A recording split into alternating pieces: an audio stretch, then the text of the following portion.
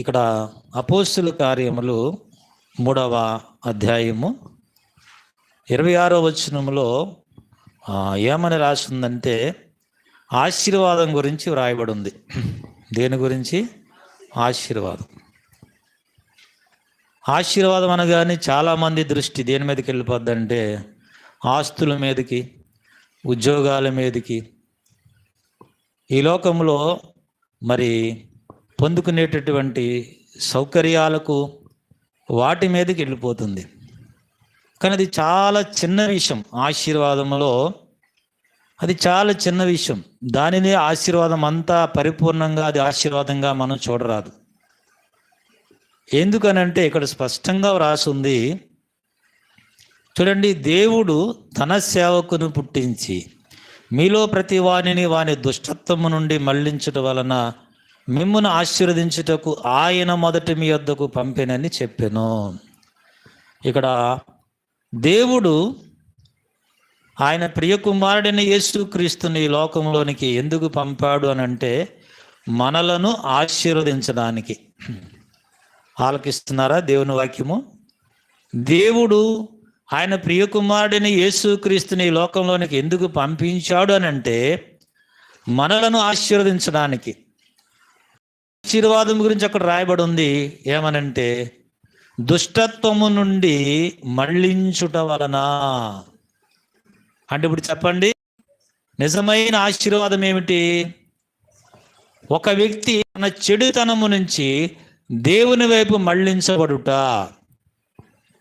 అందరిలోనూ పాపము ఒకలాగా ఉండదు. కొంతమంది చెడ్డ మాటలు మాట్లాడతారు, బూతులాడతారు. కొంతమంది అబద్ధాలాడేటటువంటి పాపం ఉంటుంది.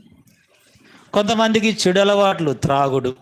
కొంతమందిలో అయితే వ్యభిచారము, కొంతమందిలో అయితే మోసము, కొంతమందిలో అయితే గర్వము, కొంతమందిలో అయితే కామపు చూపులు, కొంతమందిలో అయితే అసూయ. ఇలాగ పాపం గురించి చెప్పుకుంటా పోతే చాలా రూపాలు ఉన్నాయి. అందరిలో ఒక రకంగా పాపం అనేది ఉండదు. అందరిలోనూ పాపం ఉంది.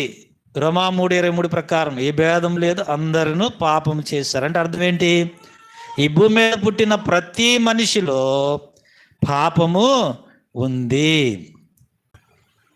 ఈ పాపమే మానవుల్లో ఉన్నటువంటి పాపమే, మానవుడు చేస్తున్నటువంటి పాపమే దేవుడిచ్చేటటువంటి దీవెనలు పొందుకోవడానికి అడ్డుగా ఉంది.